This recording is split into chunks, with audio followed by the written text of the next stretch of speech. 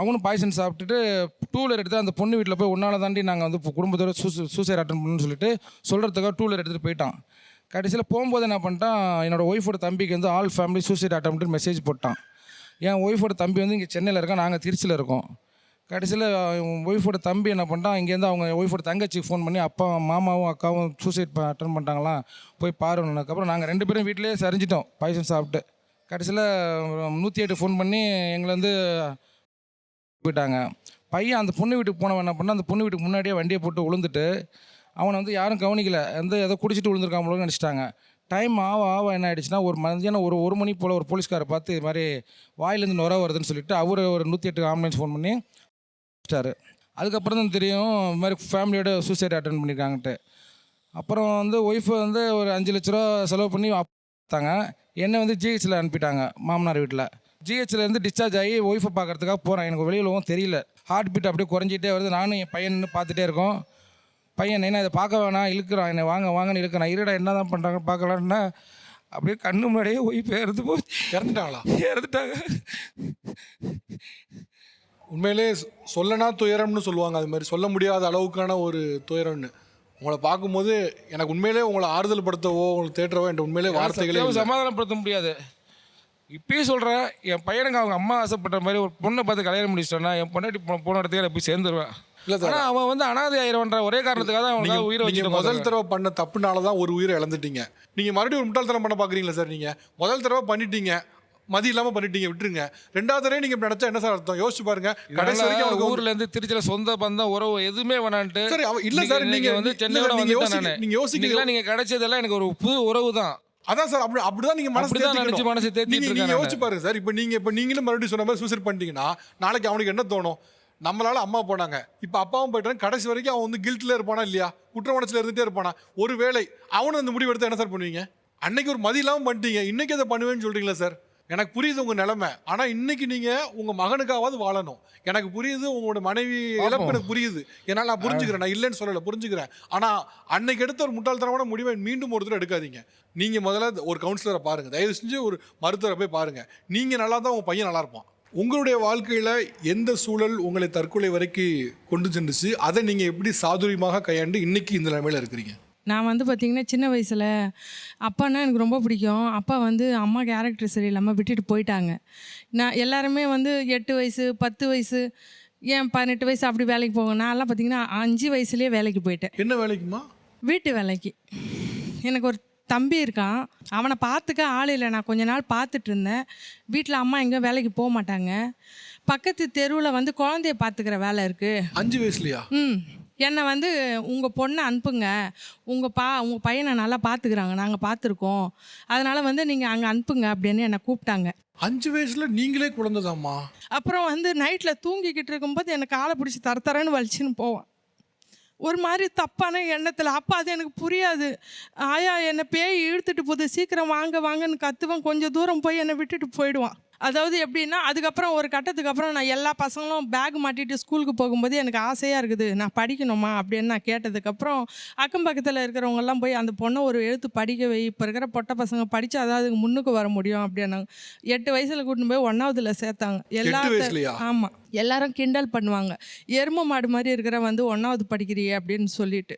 ப்ரேயரில் பின்னாடி நிற்க வைப்பாங்க. போர்டு துடைக்கிறதா இருந்தாலும் அபி நீ தான் ஹைட்டாக இருக்கிற வந்து போர்டு துடையன்னு சொல்லுவாங்க. அப்புறம் வந்து பார்த்திங்கன்னா டீச்சருங்கெல்லாம் டிஃபன் பாக்ஸு கழுவுறதுக்கு, சாப்பாடு அவங்க லஞ்ச் டைம் அப்போ பேன் பார்க்குறதுக்கு, இந்த மாதிரி தான் என்னை யூஸ் பண்ணிக்கிட்டே இருப்பாங்க. கிளாஸில் இருக்கும்போது எனக்கு அபி தலை வலிக்குது, போயிட்டு டீ வாங்கிட்டு வா, அவங்களுக்கு என்னென்னலாம் தேவையோ அப்படி யூஸ் பண்ணிப்பாங்க ஸ்கூல்லேயுமே. ஓகே, இவ்வளவு பிரச்சனை இருக்குது, இவ்வளோ பிரச்சனை வீட்டில், டாக்ஸிக் பேரண்டிங், வெளியில் உங்களுக்கு சரியான மதிப்பு இல்லை, சமூக அந்தஸ்து இல்லை, இதுக்கு நடுவில் எப்படி நீங்கள் கடந்து வந்தீங்க? ஏன்னா நிறைய நேரங்களில் இப்போ இதே மாதிரி சிச்சுவேஷன் ஆப்போசிட்டில் வரப்போ தற்கொலை முயற்சி நிறைய பண்ணிட்டாங்க. ஆனால் உங்களுக்கு இது மாதிரி சிச்சுவேஷனில் தற்கொலை எண்ணம் வந்திருக்காமா? தற்கொலை எண்ணமே வரலை சார், அதுதான் மெயின். செத்தெல்லாம் போகக்கூடாது, நம்ம வாழ்ந்து காட்டணும், நம்ம இந்த மாதிரியான ஸ்ட்ரகிள்லையும் நம்ம சாதிச்சு காட்டணும். அந்த மாதிரி ஒவ்வொரு அங்கேயும் வந்து பார்த்திங்கன்னா, இப்போ ஹெல்ப்பர் வேலையில் விடுவாங்க. ஹெல்ப்பர் வேலை செஞ்சுக்கிட்டே இருக்கும்போது அண்ணா நான் இந்த மிஷின் வேலை கற்றுக்கணுன்னு ஆசையாக இருக்குது, கற்றுக்கூட அப்படின்னாக்கா, நீ எனக்கு சரக்கு வாங்கி தரியா, நீ என் கூட வெளியே வரியா, அப்போல்லாம் என்ன கேட்பாங்க. இப்போ என்ன பண்ணுறீங்க? இப்போ வந்து பார்த்திங்கன்னா ஹெர்பல் ஹேர் ஆயில் இது ஷாம்பு இதெல்லாம் நானாகவே ஓனாக மேனுஃபேக்சரிங் பண்ணி இப்போ என்கிட்ட 10 பேர் வேலை செய்கிறாங்க சார். நான் மற்றவங்களுக்கு இப்போது சம்பளம், அதாவது இந்த மாதிரி குழந்தைங்க வச்சு கஷ்டப்படுறாங்க, வேலைக்கெல்லாம் போக முடியலன்ற லேடிஸுங்களெல்லாம் என் வீட்டுக்கு வர வச்சு அவங்களுக்கு ஒரு வேலையை ஏற்படுத்தி கொடுத்து அவங்கெல்லாம் இப்போ சம்பாதிக்கிற அளவுக்கு நான் பண்ணியிருக்கேன் சார். எனக்கு உண்மையிலே இதில் நீங்கள் சொல்லும்போது இதெல்லாம் தமிழ்நாட்டில் நடந்துச்சான்னு ஒரு இது இருந்தது. இதை ஜீரணிச்சிக்கிறதுக்கே ஒரு தனி சக்தி வேணும். ஆனால் இதெல்லாம் தாண்டி இன்றைக்கி நீங்கள் ஒரு கம்பெனி ஆரம்பித்து உங்ககிட்ட ஒரு 10 பேர் வேலை பார்க்குற அளவுக்கு உயர்ந்துருக்கிறீங்க அப்படின்னா பெரிய விஷயம் தான். உங்களுக்கு உங்களுக்கு மன வைராக்கி ரொம்ப பெருசு. அது இல்லாமல் இதை பண்ணியிருக்க முடியாது. 5 வயசுலேருந்து இதெல்லாம் யோசிக்கிறீங்க, அப்போ என்னால் நினச்சி கூட பார்க்க முடியல. அதனால தான் சார் இந்த மாதிரி செத்து போகிற விஷயம் என் லைஃப்பில் நடந்த விஷயம்லாம் அவங்களுக்கு வேற வேற உறவால வரும், எனக்கு பெத்த அம்மாவாலேயே ஒரு போல்டாக சொல்லணும். நீங்கள் சொன்னது உண்மையிலே பல பேருக்கு ஒரு பெரிய நம்பிக்கை தான். உண்மையிலே தேங்க்யூ சார். தேங்க்யூ. உங்களை எந்த சூழல் எந்த வயதில் உங்களை தற்கொலைக்கு தள்ளுச்சு? வணக்கம் சார், என் பேர் மோனிஷ். நான் காஞ்சிபுரத்துலேருந்து வரேன் சார். நான் 2 முறை சூசைட் அட்டன் பண்ண ட்ரை பண்ணேன். எதனால்? ஃபஸ்ட்டு முறை பார்த்தீங்கன்னா நான் 9th ஸ்டாண்டர்ட் படிச்சுன்னு இருந்தேன் 2019. அப்போ பார்த்தீங்கன்னா கூட படிக்கிற பசங்க வந்து பாடி ஷேமிங் பண்ணாங்க, என் வாய்ஸ் டோனை வச்சு கலாய்ச்சி கிண்டல் பண்ணாங்க. பேசுறது பாரு பொண்ணு மாதிரி இருக்குது உன் குரலை வச்சு. என் குரலை வச்சு. அதுக்கப்புறம் பார்த்தீங்கன்னா நான் வந்து மாடி மேலே குதிக்க போயிட்டேன். அப்புறமா பசங்க காப்பாற்றிட்டு வீட்டுக்கு ஃபோன் பண்ணி சொன்னாங்க அப்பா கிட்ட. நீங்கள் ஏன் இவ்வளோ பதட்டமாக இருக்கீங்க தம்பி? ஒரு நிமிஷம் கீழே பதட்டப்படாத. ரொம்ப பதட்டமாக இருக்குது. எப்போ நடந்த சம்பவத்தை இப்போ பேசும்போது உனக்கு பதட்டமாகுது. என்னாச்சு? எந்த வயசில் நடந்துச்சு ஆக்சுவலாக? இது 14 வயசில் நடந்தது சார். கிண்டல் பண்ணதுக்காக நீங்கள் வீட்டு மாடிலேருந்து குதிச்சிட்டிங்களா? இதுக்காவா? குதிக்க ட்ரை பண்ணேன் சார் ஸ்கூலில். ஆமாங்க சார். பதட்டமாகவே இருக்கா? ஒரு நிமிஷம் வாங்கலேன். இன்னும் பதட்டமாகவே பேசுகிறாரு. இல்லை, அது சில பேருக்கு அந்த எமோஷனை ட்ரிகர் பண்ணும்பொழுது அந்த பேனிக் அவருக்கு இன்னும் அப்படி பதட்டம் இருக்கு. அப்போ நேற்று நடந்த மாதிரி இன்னும் அவர் ஞாபகம் வச்சிருக்காரு. அது சில பேருக்கு சில சென்சிட்டிவான விஷயம் பேசுகிறப்போ பேனிக் அட்டாக் எரேஸ் ஆகிடும். அதனால தான் அவர் அந்த மாதிரி இருப்பார். மோரோவர் அந்த ஊண்ட் வந்து இன்னுமே ரிசால்வ் ஆகாமல் இருக்கு இல்லைங்களா?